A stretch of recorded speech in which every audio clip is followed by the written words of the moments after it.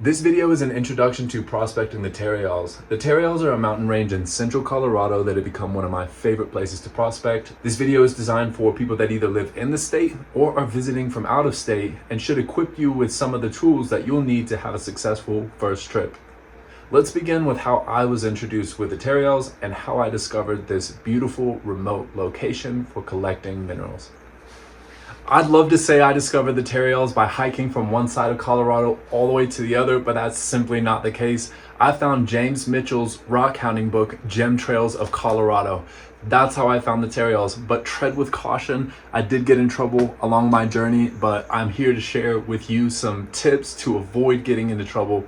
And this book was written in 1997, so a lot of things have changed since it was published. Without further ado, let's get into the chapter on the Tarryalls and discuss what applications that you can use to know exactly where the private property margins are.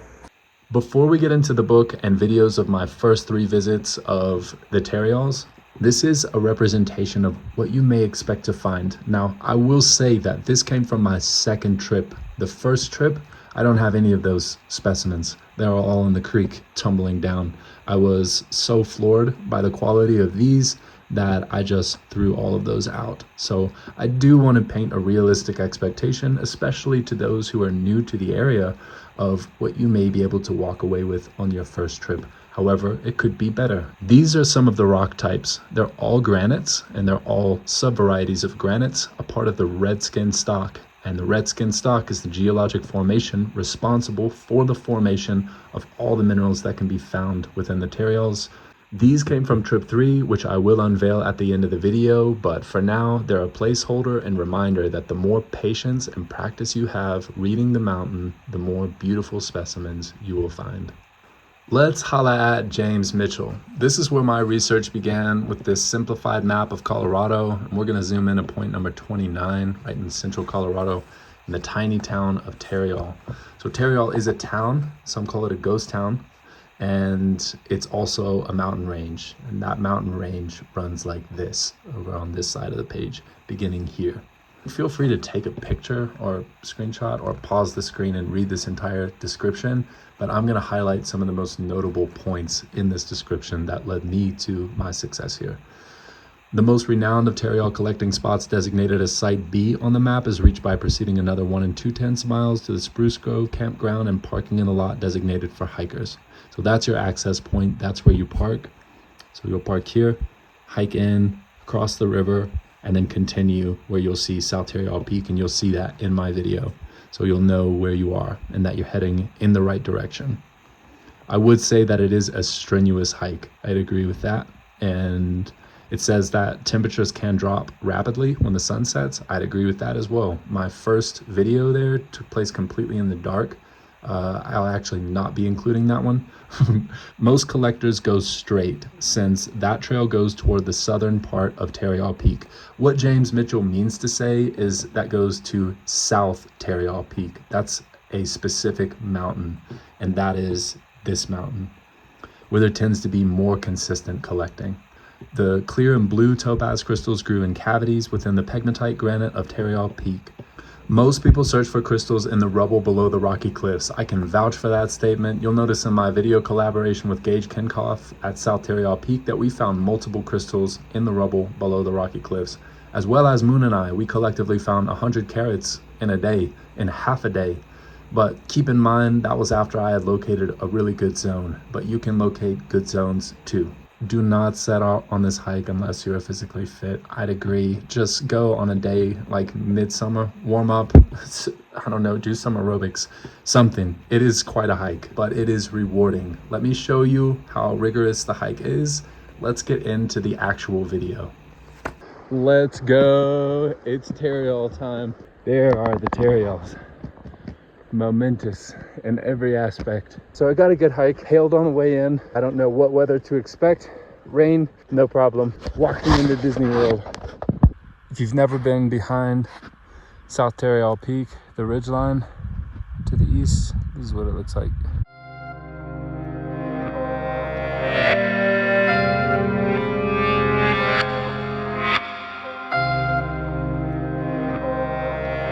Honestly, I absolutely love the rain.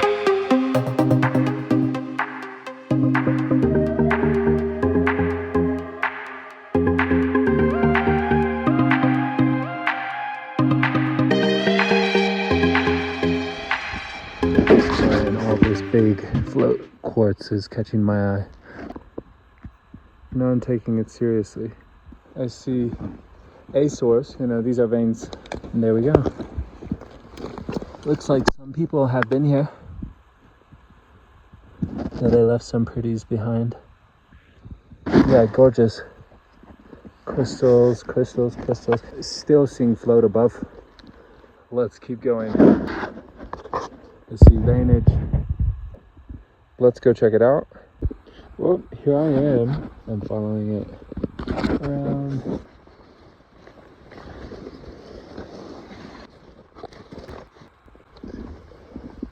Still continuing along. And what do you know? Yeah, look at these. It's not great, but it's very great news. I really love how wide that is. But I'm just working away the edges right now. The roof, that vein is going down in like that. We have some flatter feldspar faces and some quartz subhedral. There's just a little bit more space to work with and see what's going on in that clay section.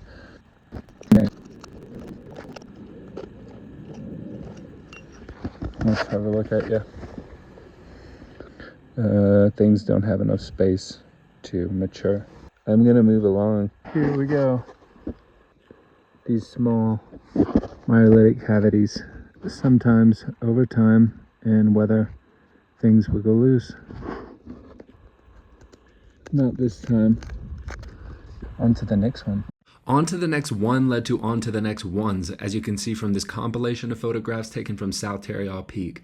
All of these are pegmatites and or myelolytic cavities that had been prospected, or it just didn't look like it was going to be productive to collectible crystals. However, I dropped pins on every single one of these locations.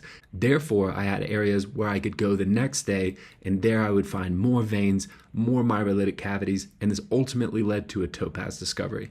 My rain pants froze overnight. It's 6 a.m. Let me just run back what just happened. So I was walking up this slope. I really didn't notice too much going on with the granite. I was just digging around in this, and that's quartz, but check out, like literally, I just pulled this out of here. That is a topaz crystal. I didn't even use any tools. I used my fingers, and I see a little that, and it's coming. Yeah, topaz has perfect basal cleavage.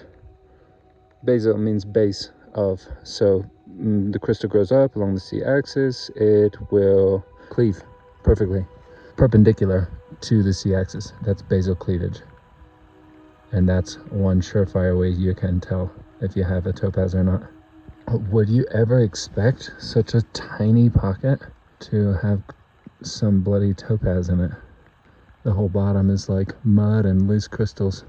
I think it's quartz, but no, for real. I mean, that just had like some of this stuff in it. Like, and look at the vein. But you just have to be curious. Take your time. I'm leaving that for last. And first of all, I'm gonna go through all of this and that. There was grass here, and I shook the roots, and that was in the roots. Look how clean it is. Over here in the sand, like, topaz is dense, and it sinks. So I am about 8 centimeters, and that to me is, yeah, it is of course a topaz crystal. You can tell also because it has these little rainbows in it, and they are parallel to the basal cleavage plane. When you get the rainbows in quartz, usually they'll be like amorphous. They won't be a clean planar break. 2 small fragments of topaz. That could be quartz though. By the way, feel free to check out my video on how to test for specific gravity. That's what I used to determine whether these were quartz or topaz, and it is black and white what mineral you have by using this test. All you need is a scale accurate to 0.01 and some fishing line. And there's a rock loose in here. Topaz and quartz crystal party. Yeah, I guess they like hanging out together. Topaz and quartz are on the guest list, and here comes something else. Well, feldspar, but you know. Oh, you snuck past the bodyguard, didn't you? I can film this all day. I need to bust the rock, and then you can see definitely that this is a vein. Junctions. All of this is so soft. It's all just pegmatite, and it just breaks up so easy. You would think that it just terminates, that it ends, but it doesn't. See, this is the deceptive part. It's deep. There is something.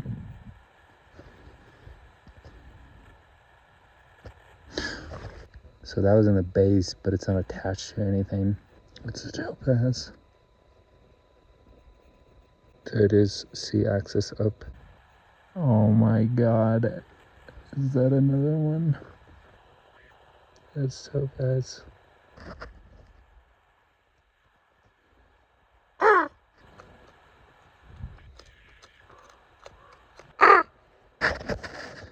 It's good to be a wild animal in the forest.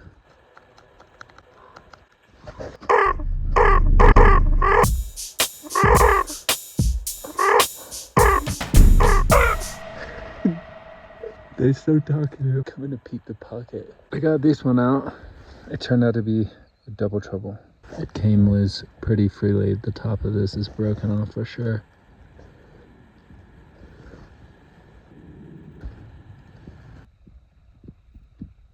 I'm at the back of the pocket. That's how I dig these. This is where I found the topaz in exact same geologic situation.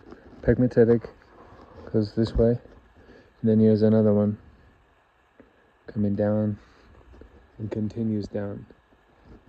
So I dug, and there was nothing. This is a definite improvement from the first trip.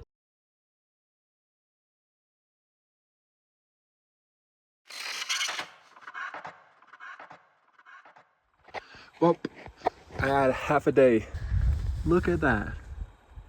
Right down there. It's a pocket. If you find something like that, look through the tailings. That's what I'm doing right now. Gorgeous stuff. Since it's already been worked, there's all this gravel left over. So I started going through it. Really lustrous. I mean, look at all those points. And they're complete, terminated. And these are topazes. Topaz, like just sitting here in these piles. Now check out what's down here. It was sitting just like that, and I think we're gonna find more. Look at that. Who would have left that? This whole vein runs this way, and that way is where we were seeing the pockets, the actual openings. But I do want to just, share how sometimes it's worth going through the trash a little bit, because sometimes people don't see like straight topaz crystals. I would have loved to have seen this being excavated. I wish they would have posted a YouTube video. Like, I mean, look at that. That's beautiful. They must have been pulling out some pretty good crystals to leave all this stuff behind. Is it DT? It's DT. If I found a pocket of like giant topaz crystals, then I probably wouldn't have worried about that DT. And that's cool.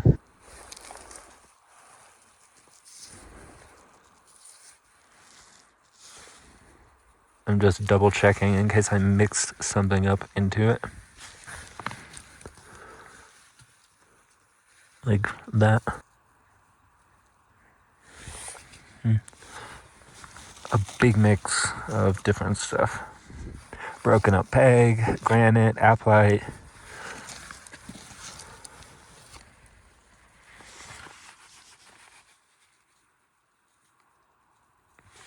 You don't have to worry too much about going too fast because they're really beautiful crystals. The dirt just doesn't stick to very much, so you notice them more easy.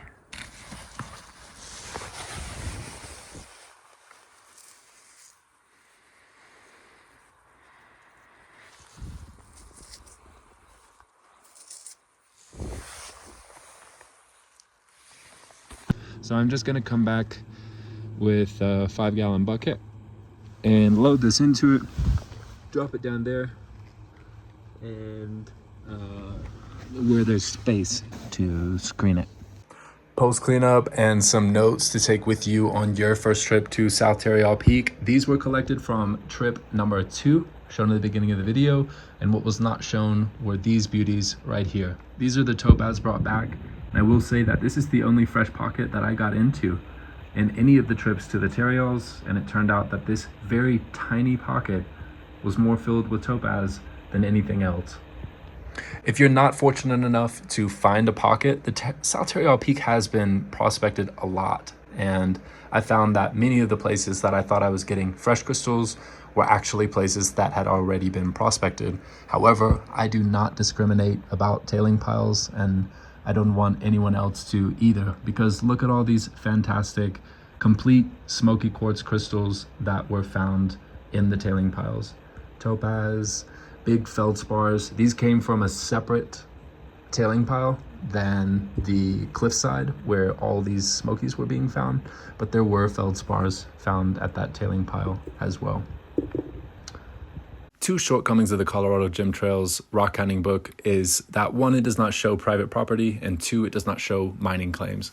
Let's talk about what a mining claim is in the first place.